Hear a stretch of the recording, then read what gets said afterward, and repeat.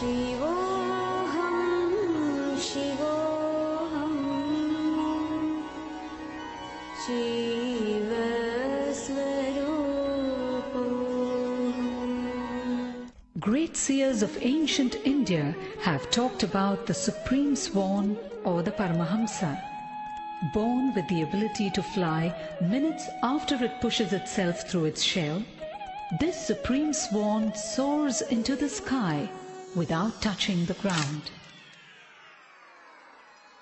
People of great spiritual realization have always been called supreme swans or Paramahamsas, for they attain the state of inner bliss and enlightenment before getting caught in the web of world's reality. They are enlightened souls who have received the truth of the universe and communicate it to the rest of humanity. They live in God or the Eternal and inspire us to move in the right direction to become like them and attain the same state of bliss achieved by them. Through them, millions of people have experienced spiritual upliftment and attained salvation. From time immemorial, India has been the land of spirituality and holiness unmatched by any other country in the world.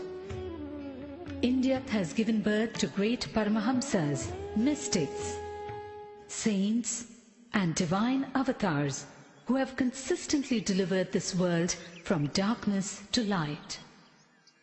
One such enlightened master, exuding divine grace, overwhelming compassion and unfathomable spiritual knowledge, all at a very young age, is Paramahamsa Nithyananda. Koti Surya Swarupinam Ananda Gandha Ishwaram Bhakta Hridaya Nivasinam Nithyanandam Namostude.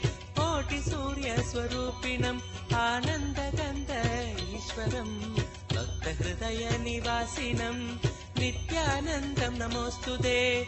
Nilagandha Pranava Marma Paramahamsa Nithyananda Raja Raja Dhyana Pita Nitya Puri Bhagavan.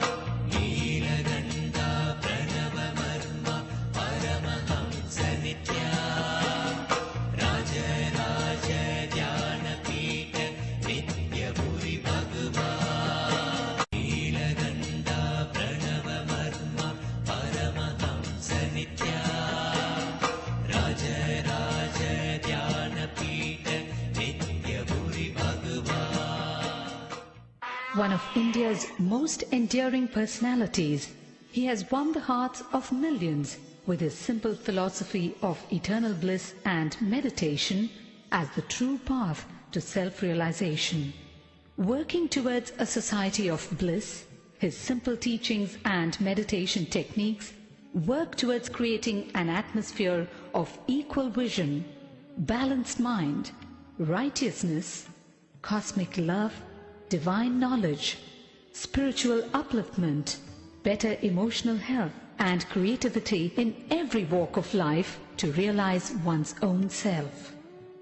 Nithyananda was born as Rajashekharan, the second son of his parents Arunachalam and Lokanayaki, in the temple town of Tiruvannamalai, South India. Tiruvannamalai literally means Tiru Annamalai, or revered inaccessible mountain. In Sanskrit, this mountain is termed as Arunachala, or the unmoving morning star. This town, in a remote corner of Tamil Nadu, boasts of an unbroken lineage of enlightened masters for over 2000 years. Or should we say, continues to be the final destination for those in the quest of truth. Arunagirinathar, Virupakshadevar, Ramana Maharishi, all hail from Tiruvannamalai and are revered even today for their supreme efforts in reinforcing the power of faith in the Supreme Being and self-realization. 10 days after he was born, the family astrologer predicted that Rajashekaran would grow up to become a Raja Sannyasi and guide the world, something his parents were not happy to hear.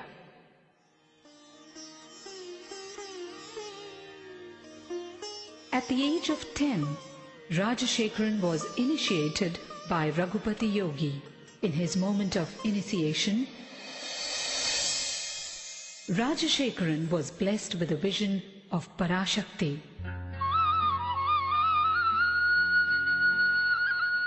He went home and carved the vision he had in soapstone.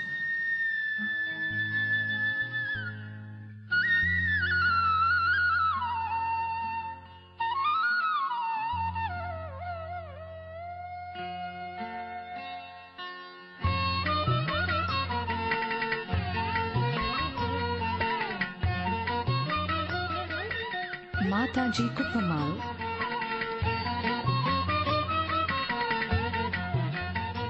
a deeply pious friend of his grandmother, nurtured his growing consciousness with apparent insight into Rajashekaran's greatness. One day, Rajashekaran was found etching a complex shape on a copper. It was the sacred Shri Chakra.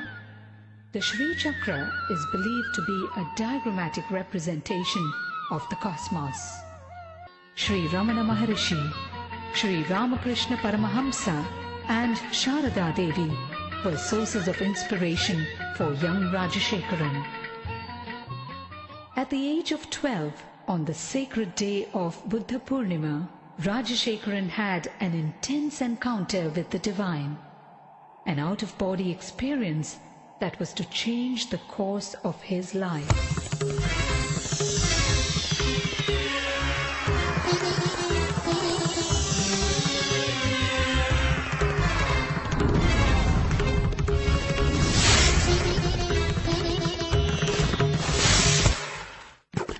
By his 17th year, Rajashekaran's spiritual quest became too fierce to be ignored. He left home on a journey of arduous self-discovery with no assurance whatsoever, but only a glimpse of the divine he received at the age of 12. He wandered far and wide, studying and practicing meditation, from Tapovan in the Himalayas to Kanyakumari in the south, from Dwarka in the west to Gangasagar in the east. He wandered for 7 years in India and in Nepal. With just 2 pieces of clothing and a kamandalu, a holy water jug, and with no idea of where his next meal would be. One day in Gaurikund, he beheld a breathtaking vision. A young man with a glowing countenance and flowing locks was walking towards him with long strides and divine grace. Wonderstruck and gazing at him, Rajashekaran realized that this was none other than Mahavdar Babaji, the enlightened master dwelling in the Himalayas for thousands of years in perpetual youth. It was this great saint who looked at him and uttered the name Paramahamsa Sri Nithyananda, an enlightened being in a physical body, young at heart but wise in mind.